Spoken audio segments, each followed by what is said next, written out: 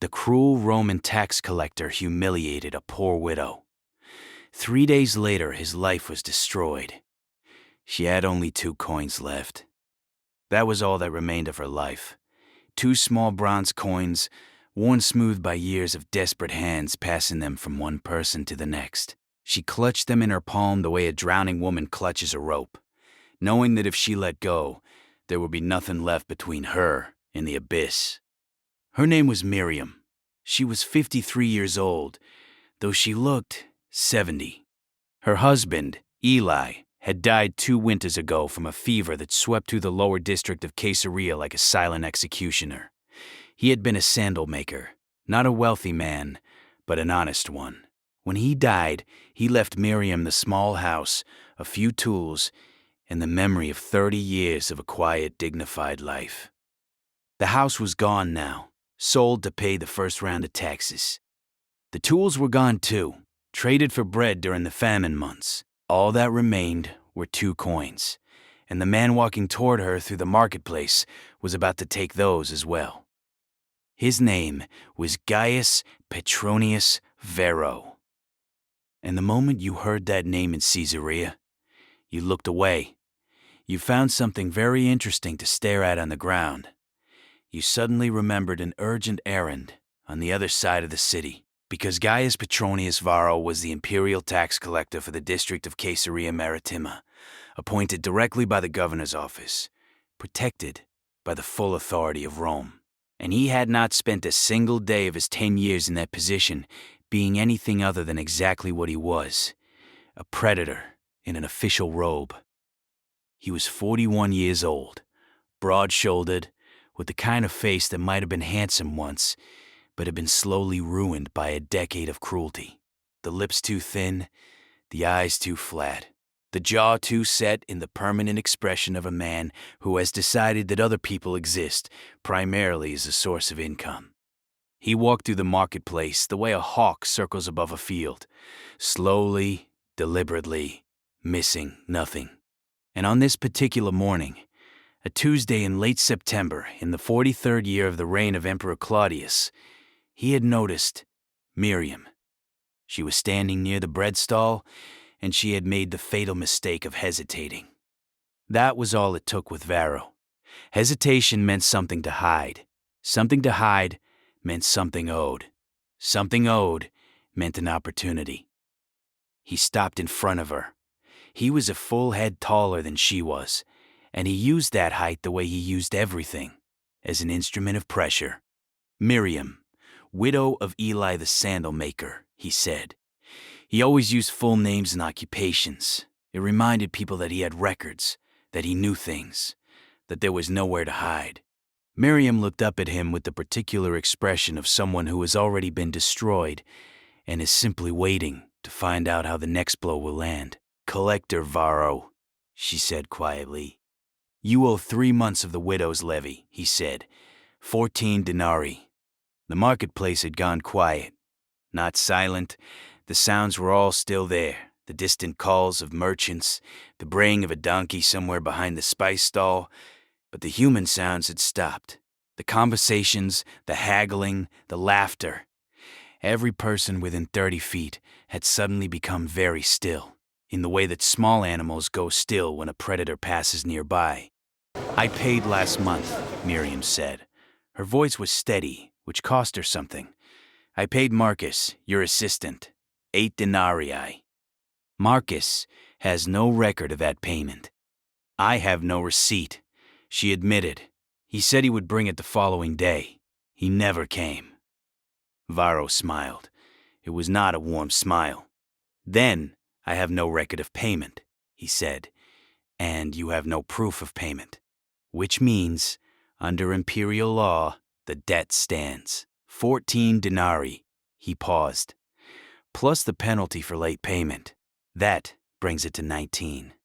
Someone in the crowd made a small sound. Not quite a protest, more like a breath that had been pushed out involuntarily by the sheer weight of the injustice.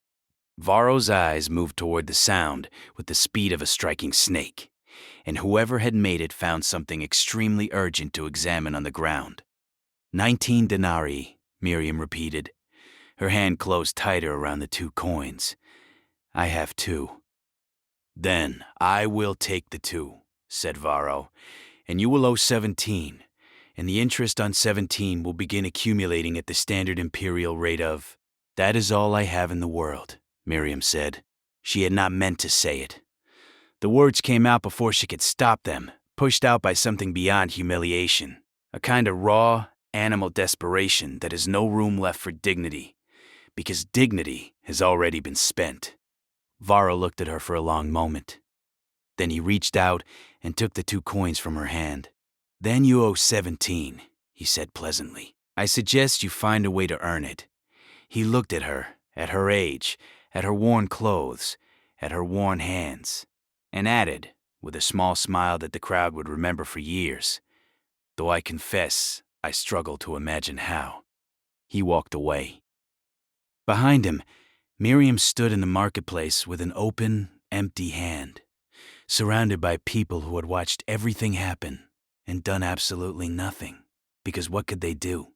He was Rome. He was the law. He had the records and the authority and the soldiers. And they had, what? Outrage? Grief? An old man named Samuel, who sold dried figs near the well, looked at Miriam's empty hand and felt something move in his chest that he hadn't felt in years. He reached into his own purse and took out a small coin. Then he stopped. If Varro saw that, if Varro noted that Samuel had money to give away, then Samuel would be next.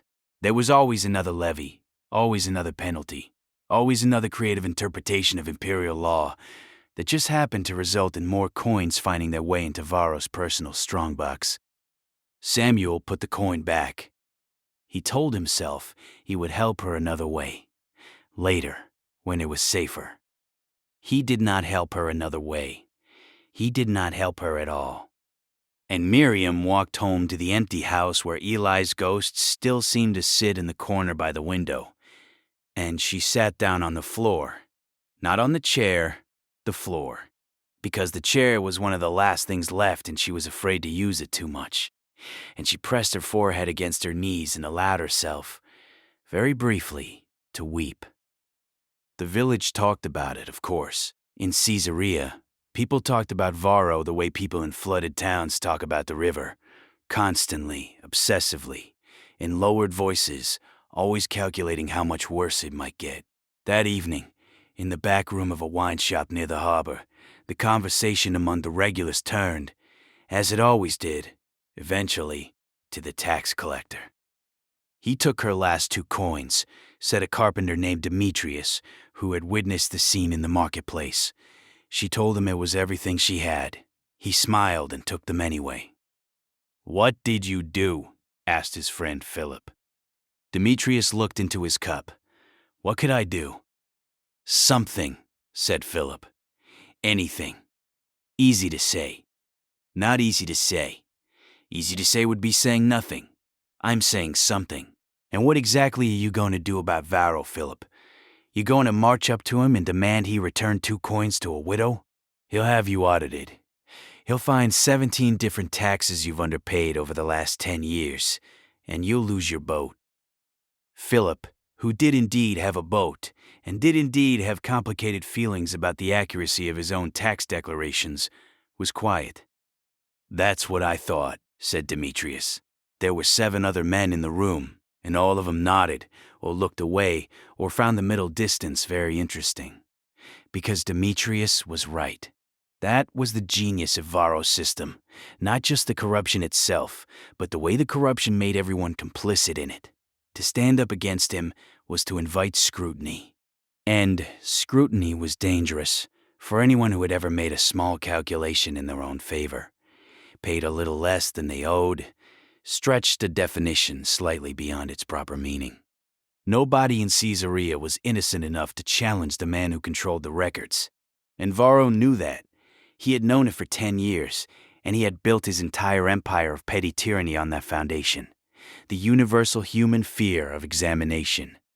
What Demetrius did not know, what none of them knew as they sat in that room talking themselves out of doing anything, was that across the city, in a house near the Forum, A letter had arrived that afternoon that would change everything.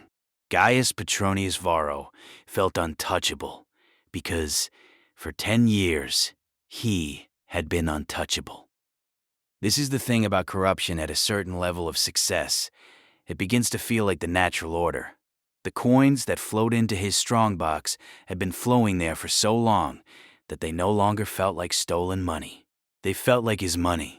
The extra levies he charged, the payments he conveniently failed to record, the penalties he invented, and the debts he manufactured out of thin air. These had been his daily practice for so long that they had the comfortable texture of routine. He did not think of himself as a criminal. He thought of himself as a practical man in a difficult job, doing what everyone in his position did. He was not wrong that everyone in his position did it. He was wrong that this made it safe. That evening, after the encounter with Miriam in the marketplace, Varro returned to his house, a considerably larger and better furnished house than any tax collector's salary could officially explain, and ate a dinner that cost more than most of his subjects earned in a week. He drank good wine. He reviewed his accounts with the satisfied attention of a man who has spent a decade being very good at something, whatever that something was. He did not think about Miriam. He had not thought about any of them. Not the merchants he had squeezed until they closed their businesses. Not the families who had sold children into household service to cover debts he had fabricated. Not the men who had left the city entirely rather than remain under his collection regime. They were all numbers to him. Entries in ledgers, problems that had been resolved, accounts that had been settled. He poured himself another cup of wine and went to bed feeling, as he always did, entirely secure. What he did not know, what he could not have known, was that he had made a mistake 3 weeks earlier.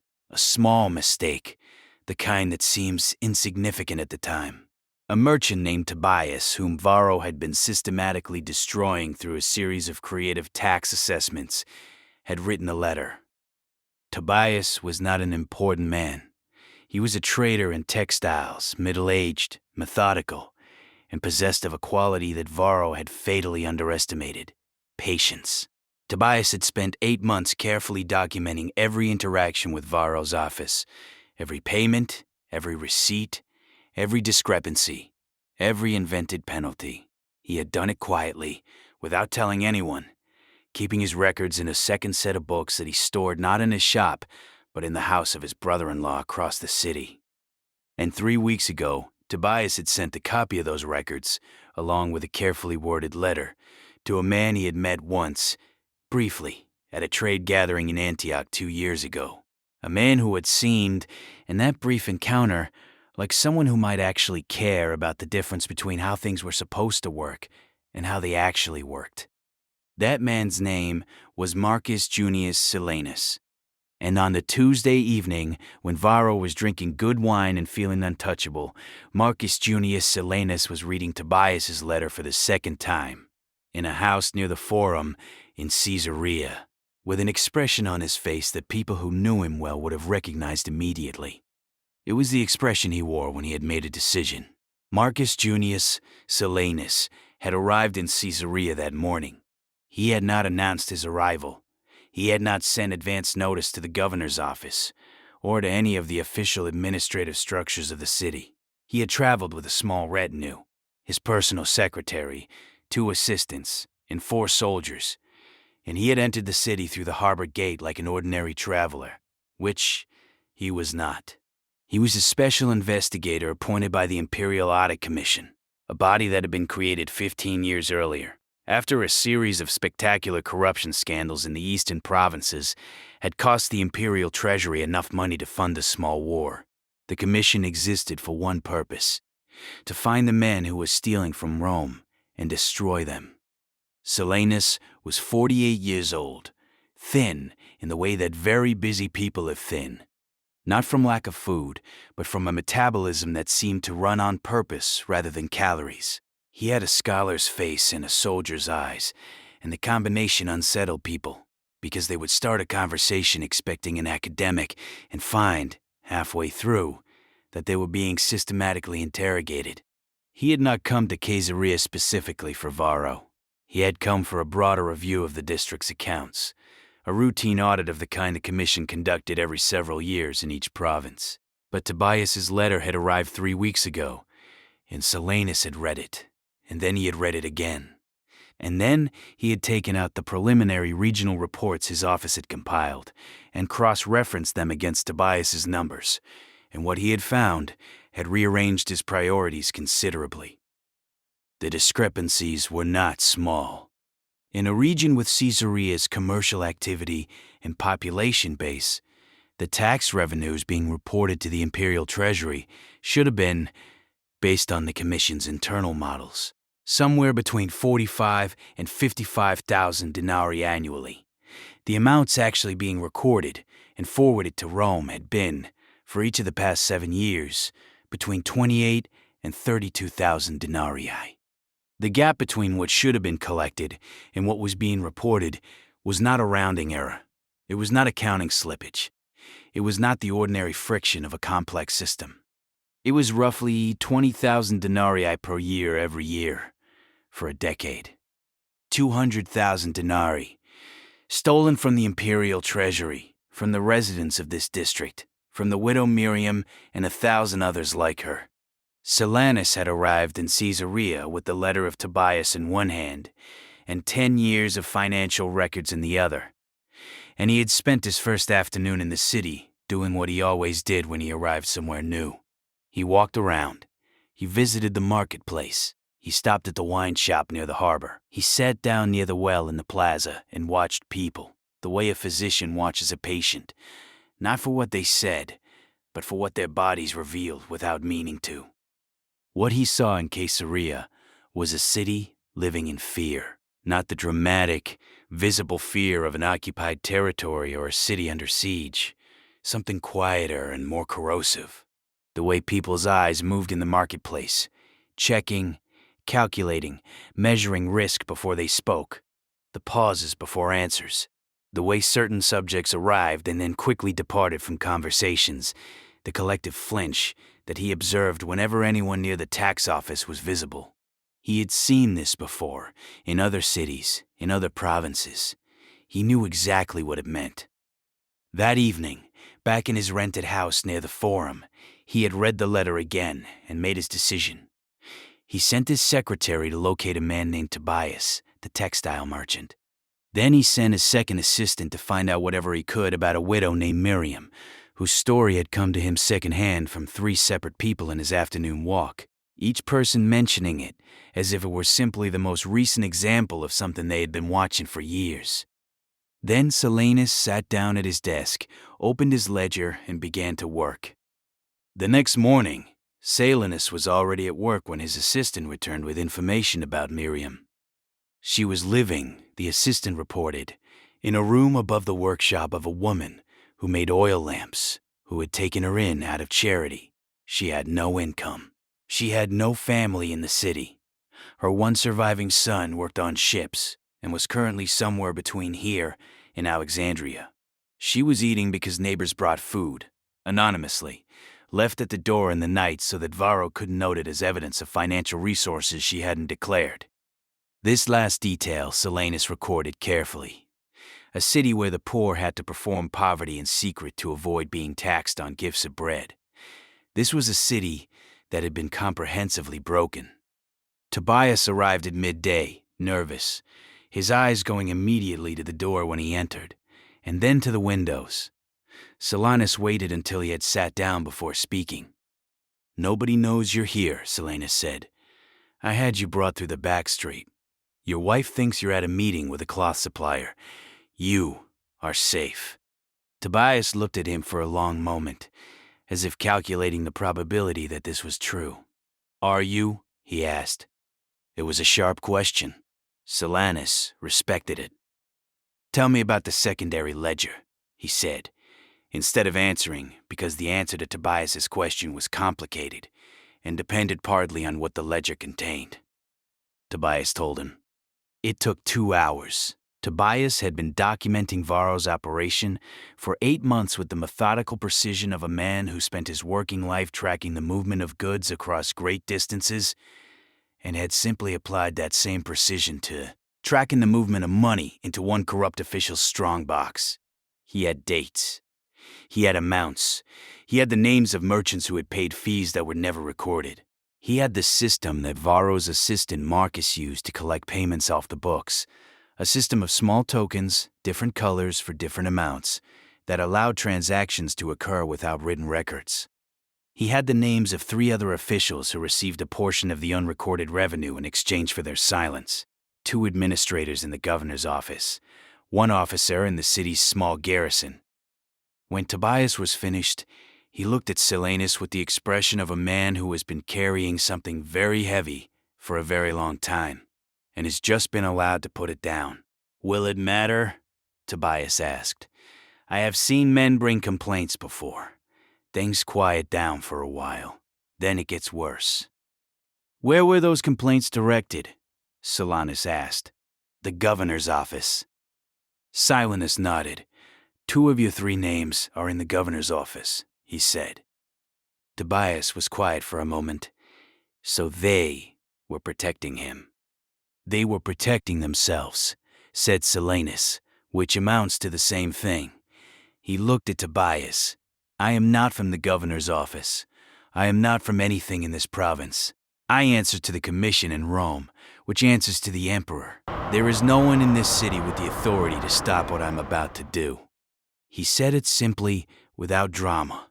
It was not a promise designed to make Tobias feel better. It was a statement of the operational reality. Tobias looked at him for another long moment. Then he reached into the bag he had carried in and withdrew a leather-bound book, dense with careful entries. "This," he said, "is a copy. I have the original in a place you don't know about. If something happens to me, it reaches Rome through a channel that has nothing to do with you." Silenus looked at the book, then at Tobias. He felt something he rarely allowed himself to feel in these situations, a flicker of genuine admiration. "You planned for the possibility that I might also be corrupt," he said. "I planned for everything," said Tobias.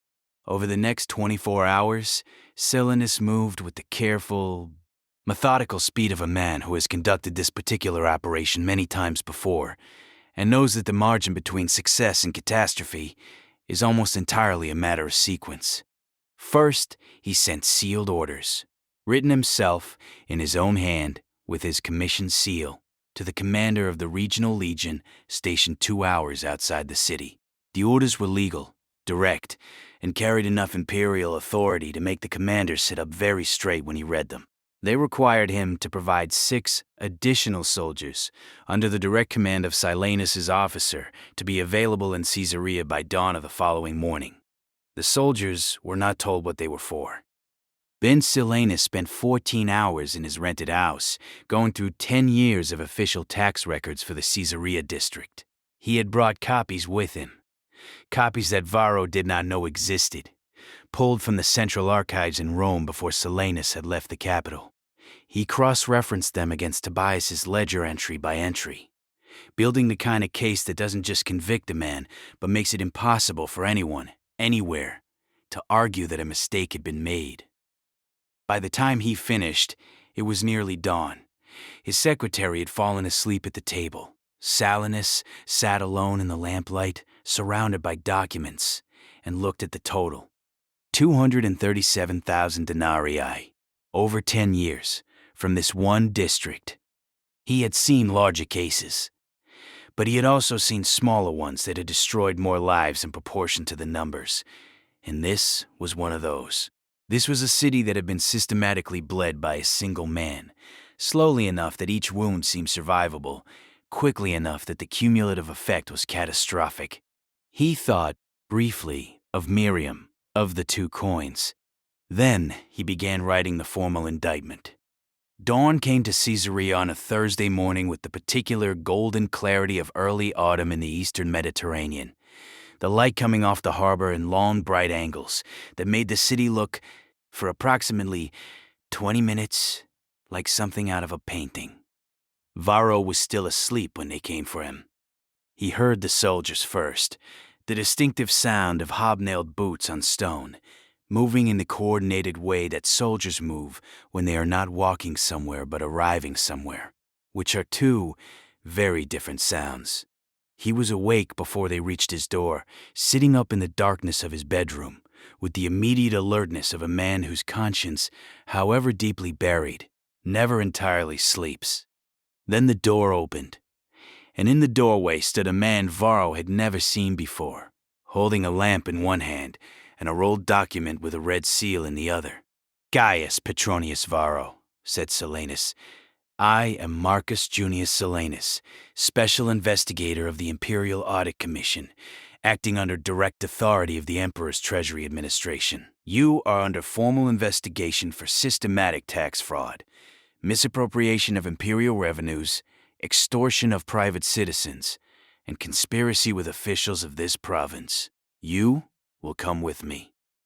He said it the way you read a legal document, clearly, completely, without emphasis, because the words themselves contained all the emphasis they needed.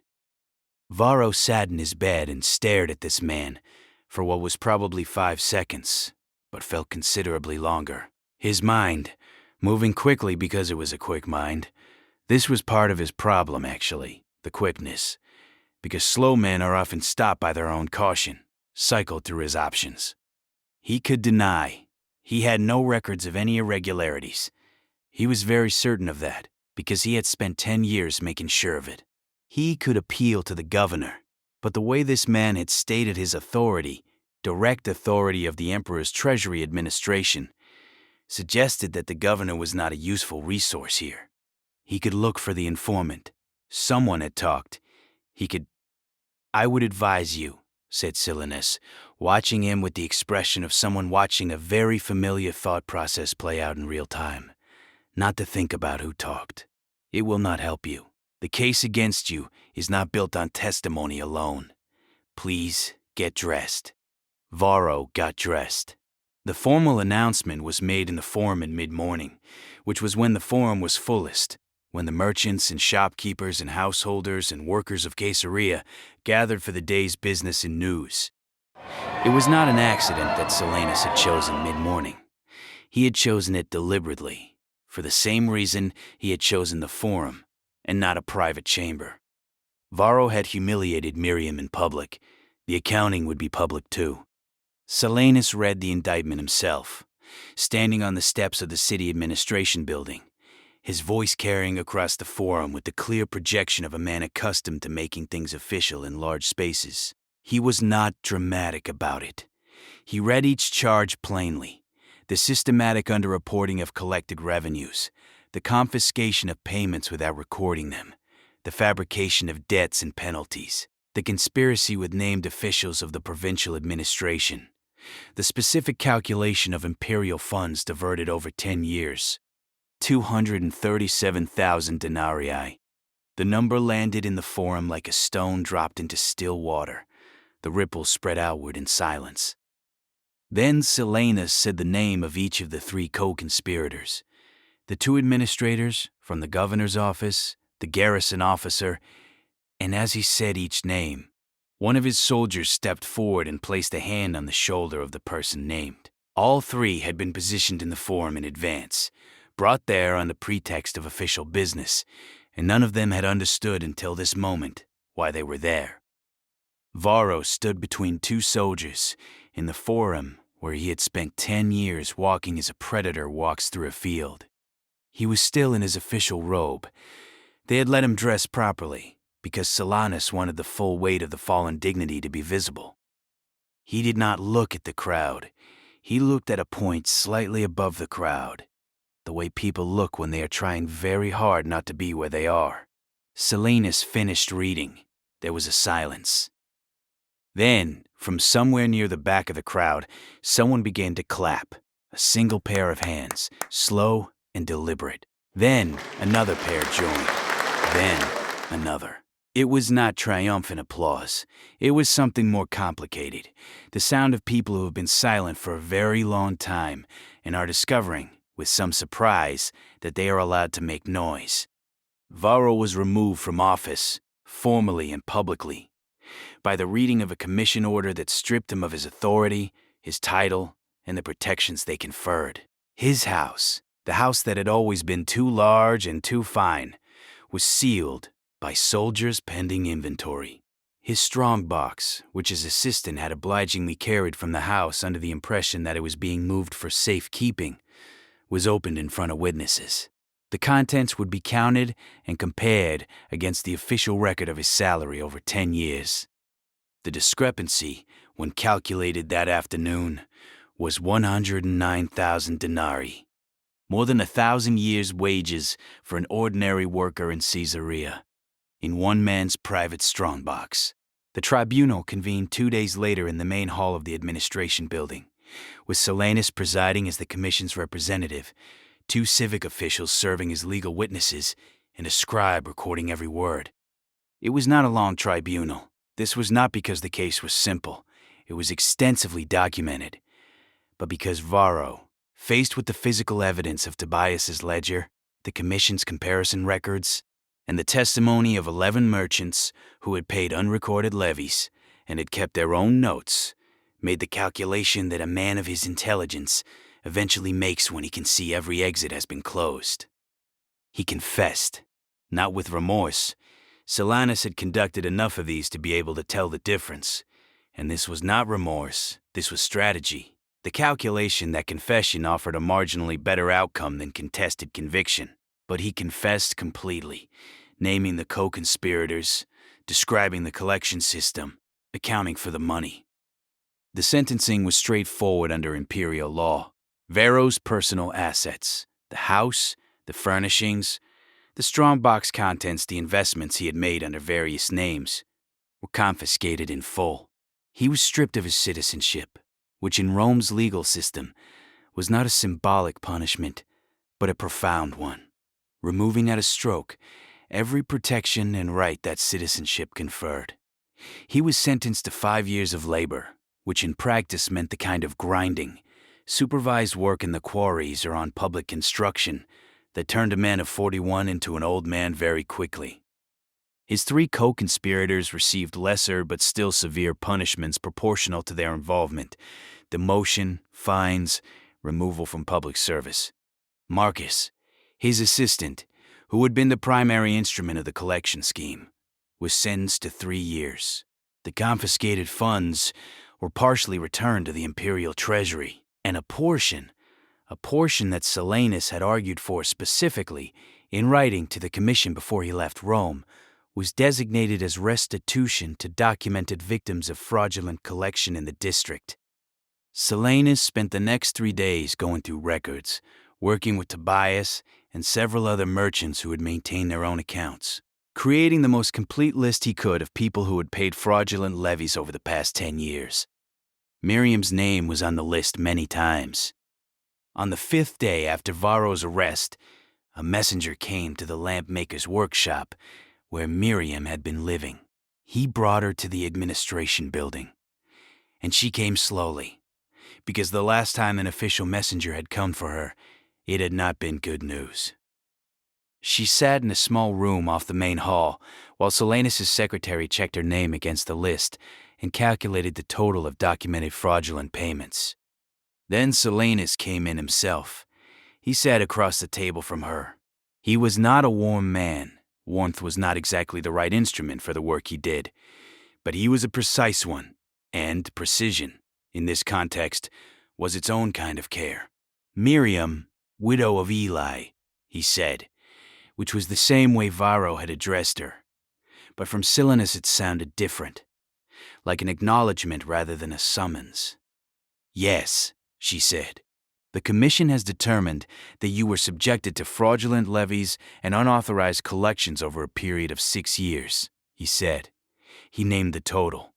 It was not the entire sum of what she had lost, the house, the tools, Eli's work, but it was the documented financial fraud, and it was a number she had not heard associated with her name in a very long time. She sat very still. This will be returned to you, Silanus said, in full within 30 days from the confiscated assets of Gaius Petronius Varro. Miriam looked at him. She had the look of someone trying to determine whether they were awake. "He confessed?" she asked. "Fully. And the payment I made to his assistant, that I had no receipt for, confirmed by his own statement," said Silenus. "You paid. It was not recorded. The debt he claimed you owed was fabricated." She was quiet for a long moment. Outside, through the window, Caesarea went about its morning. The sounds of the harbor, the calls of merchants, the distant clatter of the city's ordinary life continuing, as it always does, regardless of the extraordinary things that happen within it. "He took my last 2 coins," Miriam said, in front of everyone. He laughed. "I know," said Silenus. "It is in the record." She looked at her hands, the hands that had been empty. "I did not think," she started, and then stopped. I had stopped thinking that things could change. Silanus said nothing. He had learned, over many years of this work, that there were moments that did not require a response, and this was one of them. After a long time, Miriam looked up at him. "Where is he now?" she asked. "In custody," said Silanus. "He will be moved to a labor assignment within the week. He will not return to this city." She nodded, once, slowly. Something in her face shifted, not dramatically, not the way faces shift in stories, with sudden light and transformation. Something smaller and more real.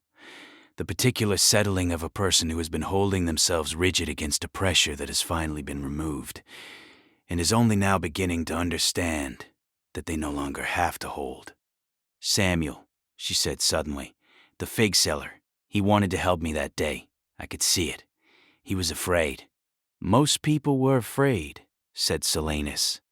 "Will you tell him?" she started, then shook her head.